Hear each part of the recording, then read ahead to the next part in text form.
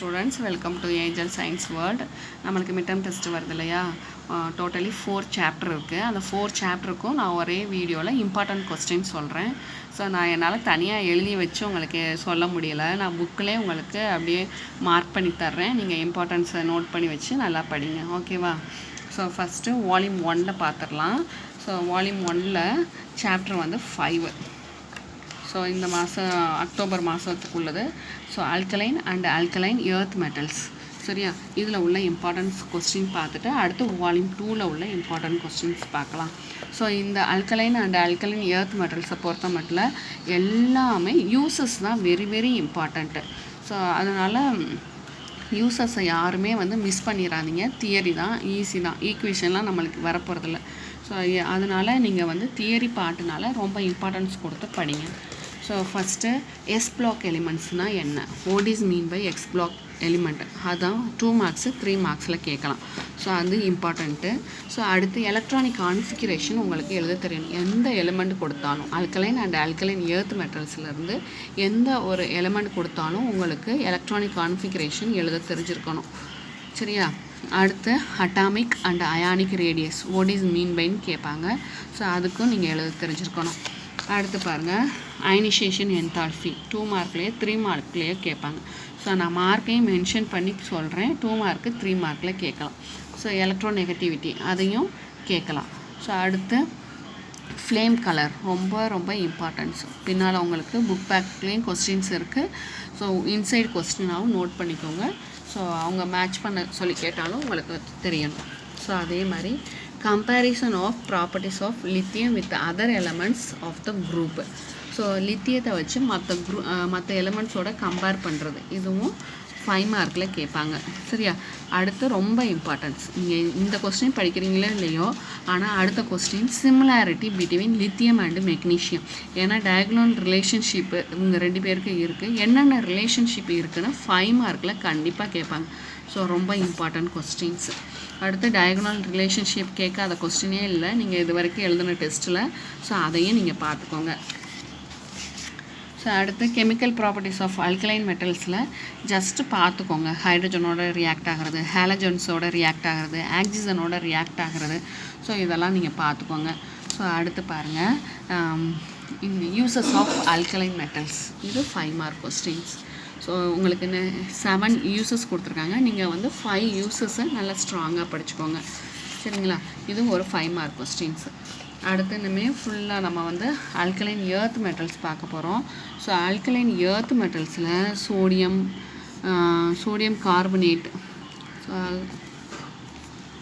அடுத்து ஆல்கலைன் மெட்டல்ஸில் இது ஒன்று மிஸ் ஆயிடுச்சுப்பா, அதை மட்டும் நோட் பண்ணிக்கோங்க.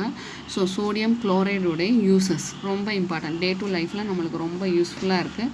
ஸோ அதோட இம்பார்ட்டன்ஸ் பார்த்துக்கோங்க. ஸோ அடுத்து சோடியம் ஹைட்ராக்சைடு, சோடியம் பைகார்பனேட், இதெல்லாம் ஜஸ்ட்டு ரீட் பண்ணிக்கோங்க. ஸோ ரீசனிங் கொஸ்டின்லேயோ இல்லை கம்பல்சரி கொஸ்டின்லேயோ so biological importance of sodium and potassium கேட்டாங்கன்னா உங்களுக்கு எழுத தெரிஞ்சிருக்கணும். ஸோ அது 2 மார்க்கு 3 மார்க்கில் பார்க்கலாம், எதிர்பார்க்கலாம், சான்ஸ் இருக்குது, பார்த்துக்கோங்க. ஸோ ஆல்கலைன் எர்த் மெட்டல்ஸில் பாருங்கள். So alkaline earth metals beryllium, magnesium, calcium, strontium, barium, radium. So இதில் ஃபஸ்ட்டு ஃபிசிக்கல் ஸ்டேட்டு இதெல்லாம் நீங்கள் பார்த்துருப்பீங்க. ஏற்கனவே அட்டாமிக் ரேடியஸ், அயானிக் ரேடியஸ்க்கு நீங்கள் டெஃபினிஷன் பார்த்துருக்கீங்க. ஸோ எலக்ட்ரானிக் கான்ஃபிகரேஷன் தான் மஸ்ட்டு எழுத தெரிஞ்சிருக்கணும். என்ன கொடுத்தாலும் எழுத தெரிஞ்சிருக்கணும். ஸோ அதில் அயனைசேஷன் என்தால்பிக்கான டெஃபினிஷன் தெரிஞ்சிருக்கணும். அட்டாமிக் ரேடியஸோடைய டெஃபினிஷன் தெரிஞ்சிருக்கணும். அதுக்கப்புறம் ரொம்ப ரொம்ப இம்பார்ட்டன்ட் இந்த கொஸ்டின், இந்த மிட்டம் டெஸ்ட்டில் நீங்கள் எதிர்பார்க்கலாம். டிஸ்டிங்யூ பிஹேவியர் ஆஃப் பெர்லியம், பெர்லியத்துடைய அப்நார்மல் பிஹேவியர் அது என்னன்னு கேட்பாங்க. இந்த 3 பாயிண்ட்ஸும் இருக்கணும். ஸோ கலர் பார்த்துக்கோங்க, ஃப்ளேம் கலர்ஸும் பார்த்துக்கோங்க, கேட்குறதுக்கு சான்சஸ் இருக்குது. ஸோ அதே மாதிரி beryllium compare with other elements just பார்த்துக்கோங்க. ஆனால் diagonal relationship between aluminium. So அப்போ நீங்கள் similarity between the beryllium and aluminium, இந்த கொஸ்டின் 5 மார்க்குக்கு நீங்கள் எதிர்பார்க்கலாம். ரொம்ப இம்பார்ட்டன்ஸு. டயகனல் ரிலேஷன்ஷிப்பை பார்த்துக்கோங்க. ஸோ யூசஸ்ன்னு பார்த்தீங்க அப்படின்னா கால்சியமோட யூசஸ்ஸு, அடுத்து ஸ்ட்ரான்சியமோட யூசஸ்ஸு. ஸோ இந்த யூசஸ்லாம் பார்த்துக்கோங்க. பேரியம், இந்த பேரியம் வந்து ஆப்பிள் க்ரீனு அந்த கலர் பார்த்துக்கோங்க. ஜஸ்ட்டு பார்த்துக்கோங்க. ஆனால் ரொம்ப இம்பார்ட்டன்ட் யூசஸ் பார்த்தீங்க அப்படின்னா பின்னால் வந்து சிப்சம், கால்சியம், பாரிஸ், அந்த பாரிஸ் சால்ட்டு, இதுதான் ரொம்ப இம்பார்ட்டன்ட். பாருங்கள், gypsum very very very very important. இதோடைய மாலிகுலர் ஃபார்ம்லாம் எழுதி நீங்கள் யூசஸ் எழுதிருங்க, இன்னும் ரொம்ப நல்லாயிருக்கும். இதோடைய யூசஸ் பார்த்துக்கோங்க. கால்சியம் ஹைட்ராக்சைடு, ஸோ நம்ம வீட்டுக்கெல்லாம் சுண்ணாம்பு அடிக்கிறோம் இல்லையா, அதுதான். ஸோ அதையும் பார்த்துக்கோங்க. சிப்ஸத்தோட யூசஸ்ஸை பார்த்துக்கோங்க. அடுத்து பிளாஸ்டர் ஆஃப் பாரிஸ் ரொம்ப ரொம்ப ரொம்ப இம்பார்ட்டன்ட். எப்படி ப்ரிப்பேர் பண்ணுறதுன்றதும் தெரிஞ்சிருக்கணும், அதோடைய யூசஸும் தெரிஞ்சிருக்கணும். அவ்வளோதான். Biological importance of magnesium and calcium just read பண்ணிக்கோங்க. இந்த லெசனை பொறுத்த மட்டும் இவ்வளோ தான் இம்பார்ட்டன்ட் கொஸ்டின்னு. ஸோ நல்லா படித்து நீங்கள் நல்லா எக்ஸாம் எழுதணும், கெமிஸ்ட்ரி எக்ஸாம். அதுக்காக தான் நான் ரொம்ப இது பண்ணி புக் பேக்கில் மேக்ஸிமம் எல்லாமே கவர் ஆகிருக்கும். ஸோ அதில் ரொம்ப important gypsum, plaster of Paris preparation, அப்புறம் similarity of beryllium and aluminium, so இதெல்லாம் பார்த்துக்கோங்க. ஸோ அடுத்து சிஸ்டமேட்டிக் நேம், ஸோ இதோடைய நேமிங்ஸ்லாம் நீங்கள் ஜஸ்ட்டு பார்த்துக்கோங்க. வாஷிங் சோடா யார், சோடா ஆஷ் யார், ஸோ அதுக்கப்புறம் காஸ்டிக் பொட்டாஸ் அதெல்லாம் கொஞ்சம் பார்த்துக்கோங்க. லைம் யார், ஸோ அதோடைய மாலிகுலர் ஃபார்முலாஸும் கொஞ்சம் பார்த்துக்கோங்க. ஸோ வால்யூம் 2ல் அடுத்தது நான் சொல்கிறேன் பாருங்கள். ஸோ வால்யூம் 2ல் 3 lessons: solution, chemical bonding and hydrocarbons. So இந்த 3 லெசனுக்கான இம்பார்ட்டன்ட் கொஸ்டின்ஸு கொஞ்சம் ஸ்பீடாக பார்க்கலாம். ஃபஸ்ட்டு சொல்யூஷனில் நாம் ஏற்கனவே what is mean by solution, சொல்லிட்டும் சால்வன்ட்டும் சேர்ந்தது தான் சொல்யூஷன். சரியா? Types of solution. ஸோ அதில் வந்து நோ நீட், ரொம்ப இம்பார்ட்டன்ஸ் கிடையாது. இந்த டேப்லெட் காலத்தை ஜஸ்ட்டு பார்த்துக்கோங்க. அடுத்து இதில் வந்து நம்மளுக்கு மோலாலிட்டினா என்ன, மோலாரிட்டினா என்ன, நார்மாலிட்டினா என்ன, இது 3உடைய டெஃபினிஷனும் நீங்கள் தெரிஞ்சுக்கணும். கண்டிப்பாக படிச்சிருக்கணும். டெஃபினிஷன் 3 மார்க்லையும் 2 மார்க்லையும் கேட்பாங்க. ஸோ அடுத்து ஹென்ரி லா, இதுதான் நம்ம பார்க்கணும். இதுவும் இம்பார்ட்டண்ட்டு தான். solid in a liquid solvent, effect of டெம்பரேச்சரில் கேட்பாங்க. ஸோ ஹென்ரி லா பார்த்துக்கோங்க, இம்பார்ட்டண்ட்டு. ஹென்ரி லா 5 மார்க்கில் கேட்டால் எப்படி எழுதணும், 2 மார்க்கில் 3 மார்க்கில் கேட்டால் எப்படி எழுதணும். அதே மாதிரி gaseous solid in a liquid solvent, இதுவும் இம்பார்ட்டண்ட்டு. ஸோ இது பின்னால் உங்களுக்கு புக் பேக் கொஸ்டினாகவும் இருக்குது. ஸோ இங்கேயும் நீங்கள் பார்த்துக்கோங்க. அடுத்து ஹென்ரி லாவுடைய லிமிட்டேஷன். ஹென்ரி லா ரொம்ப இம்பார்ட்டண்ட்டு. ஸோ அதை எதிர்பார்க்கலாம் வரும். அதோடைய ப்ராப்ளம்ஸ்லாம் பார்த்துக்கோங்க. அடுத்து vapour pressure of binary of liquid in a liquid, இதுவும் இம்பார்ட்டண்ட்டு. ஸோ இதில் வந்து ரவுலட் லா ரொம்ப ரொம்ப ரொம்ப இம்பார்ட்டண்ட்டு. 5 மார்க்கில் கேட்டாலும் சரி, 3 மார்க்கில் கேட்டாலும் சரி, உங்களுக்கு எழுத தெரிஞ்சிருக்கணும். ஸோ ரவுலட் லா. அடுத்து அதுக்கப்புறம் வந்து வாண்ட் ஹாஃப் காரணி. ஸோ ஐடியல் சொல்யூஷன், நான் ஐடியல் சொல்யூஷன் நான் எழுதி போட்டதை அப்படியே நீங்கள் வந்து டேப்லெட் காலமாக பிரித்து எழுதி காமிச்சிருக்கணும். சரியா? இந்த மாதிரி பேராகிராஃபாக எழுதுறதாலும் ஓகே, நீங்கள் டேப்லெட்டாக எழுதினீங்க அப்படின்னா இன்னும் நல்லாயிருக்கும், பார்த்தோன்னே டக்குன்னு புரியும். இந்த லெசனை பொறுத்த மட்டும் இவ்வளோ தான் இம்பார்ட்டன்ஸு. நீங்கள் ஜஸ்ட் இதெல்லாம் பார்த்துக்கோங்க. ஆஸ்மாலிசஸ்னால் என்ன, ஆஸ்மாட்டிக் ப்ரெஷர்னால் என்ன, இதெல்லாம் ஜஸ்ட்டு பார்த்துக்கோங்க. ஸோ ஐசோடோனிக் சொல்யூஷன்னா என்ன, ரிவர்ஸ் ஆஸ்மாலிசஸ் டெஃபினிஷன் பாருங்கள். So want half factor very very very very important. So want half factor நான் உங்களை படிக்க வச்சு எழுத வச்சுருக்கேன். ஸோ அதோடைய கொஸ்டின்ஸ் பார்த்துக்கோங்க. இவ்வளோ தான் சொல்யூஷனை பொறுத்த மட்டும் இம்பார்ட்டண்ட் கொஸ்டின்ஸு. ஸோ அடுத்து கெமிக்கல் பாண்டிங் பாருங்கள். ஸோ ரொம்ப ஈஸியான லெசனு, ரொம்ப பிடிச்ச லெசனு. ஸோ நீங்கள் லைக் பண்ணி என்ஜாய் பண்ணி படிச்சிங்கன்னா கெமிக்கல் பாண்டிங் வெரி ஈஸி. சரியா? யூனிட் 10. ஸோ அதுவும் இம்பார்ட்டன்ட் லெசன். நீங்கள் நீட் எக்ஸாம் ஜேஇலாம் எழுதுனீங்க அப்படின்னா இதில் வந்து நிறையா கொஸ்டின்ஸ் வரும். So first what is mean by chemical bond, அதை பார்த்துக்கோங்க. அப்புறம் லூயிஸ் ஸ்ட்ரக்சர் பார்க்கணும். ஸோ அதுக்கான டெஃபினிஷனு. கோவலன் பாண்டுனா what is mean by Kovalan bond, அதுக்கான டெஃபினிஷனு. அதுக்கப்புறம் அதுக்கு ஒரு எக்ஸாம்பிள் கொடுத்துருக்கணும். ஸோ அடுத்து அயானிக் பாண்டுனா என்ன, லூயிஸ் ஸ்ட்ரக்சருடைய ரெப்ரசன்ட்டு. ஸோ அது ஒரு 5 மார்க்குக்கு கேட்கலாம், இம்பார்ட்டண்ட்டு. ஸோ உங்களுக்கு அந்த பாயிண்ட் பிளாக் கலரில் இட்டாலிக்ஸ் லெட்டர்ஸில் கொடுத்துருக்காங்க இல்லையா, அதை மட்டும் படித்து எழுத பாருங்கள். ஸோ அடுத்து வந்து கோஆர்டினேட் கோவலன்ட் பாண்டு தெரிஞ்சிருக்கணும். What is mean by ionic or electrovalent உடைய டெஃபினிஷன் தெரிஞ்சிருக்கணும். ஸோ கொஞ்சம் ஸ்பீடாக போகிறேன், இருந்தாலும் நீங்கள் பிக்கப் பண்ணி வந்துடுங்க. Bond length, bond order, bond angle, இதுக்கான டெஃபினிஷன் நீங்கள் படித்து ஒரு எக்ஸாம்பிள் எழுதி காமிச்சிருந்துருக்கணும். சரியா? ரெசனன்ஸும் ரொம்ப இம்பார்ட்டண்ட்டு, அதையும் பார்த்துக்கிறணும். What is mean by so dipole moment, அதுவும் இம்பார்ட்டண்ட்டு. ஸோ உங்களுக்கு வீடியோ கிளியராக தெரியலை அப்படின்னா என்னுடைய வாய்ஸை வச்சு நீங்கள் நோட் பண்ணிக்கோங்க. சரிங்களா? நான் ஒரே கையில் பிடிச்சிட்டு வீடியோ எடுக்கிறதுனால கொஞ்சம் சிரமமாக இருக்குது.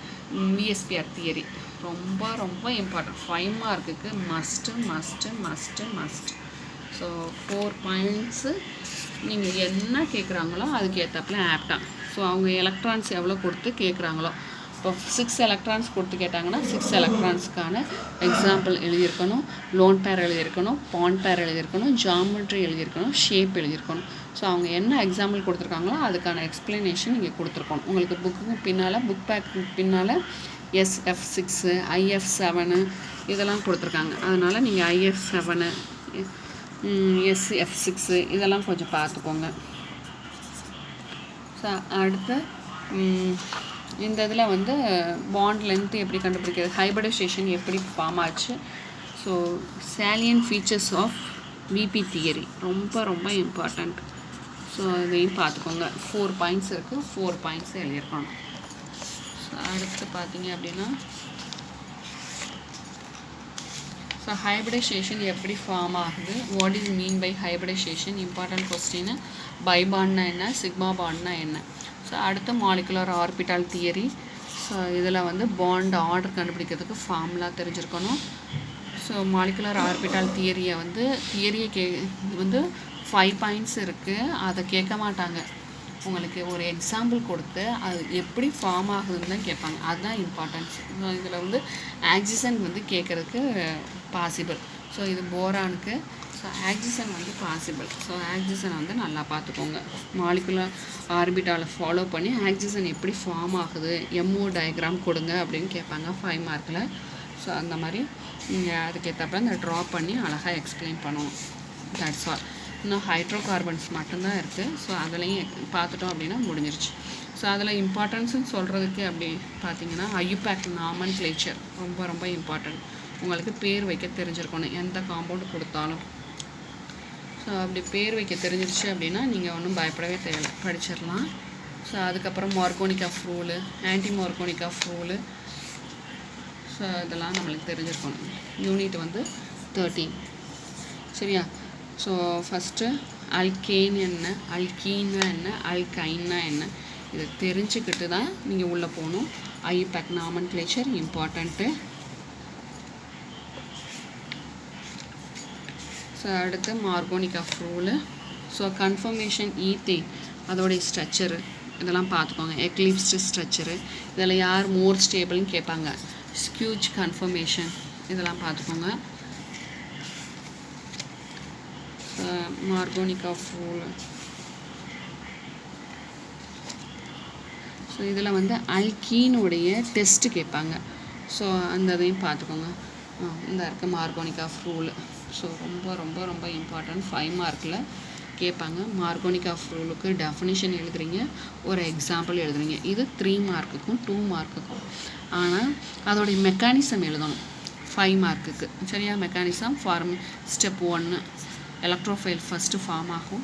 அடுத்து ஸ்டெப் 2க்கு என்ன, ஸ்டெப் 3 என்ன எழுதி நீங்கள் ஒரு எக்ஸாம்பிள் கொடுத்தீங்கன்னா முடிஞ்சிருச்சு Markovnikov rule. So anti Markovnikov ரூலும் இதே சேம் வே தான்.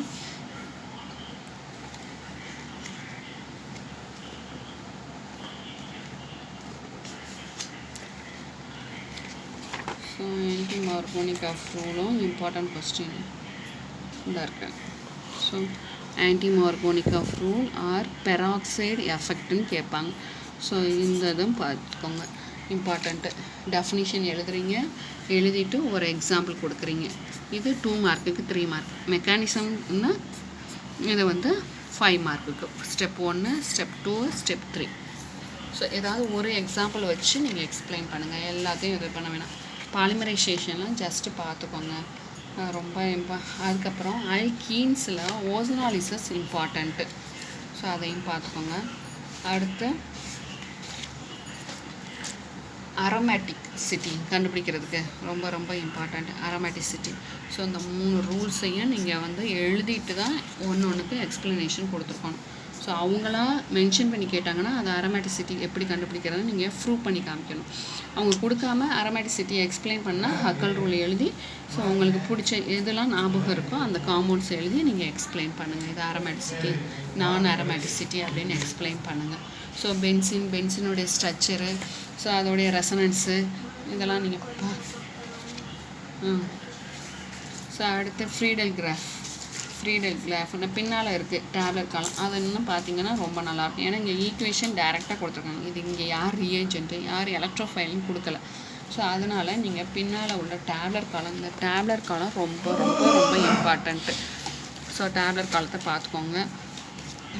ஸோ நைட்ரேஷன் கேட்டாலும் எழுத தெரியணும், ஹாலஜனேஷன் கேட்டாலும் எழுத தெரியணும், சல்ஃபனேஷன், அல்கிலேஷன், அசைலேஷன் யார் கேட்டாலும் நீங்கள் எழுத தெரிஞ்சுக்கிறோம். So that's all important questions. அப்புறம் மெட்டா டைரக்டிங், ஆர்த்தோ, பேரா இதெல்லாம் 1 வேர்ட்ஸ்க்கே யூஸ் ஆகும்ப்பா. அதனால் பார்த்துக்கோங்க. ஸோ இவ்வளோ தான் இம்பார்ட்டன்ட் கெமிஸ்ட்ரியை பொறுத்த மட்டும். Okay students, thank you students.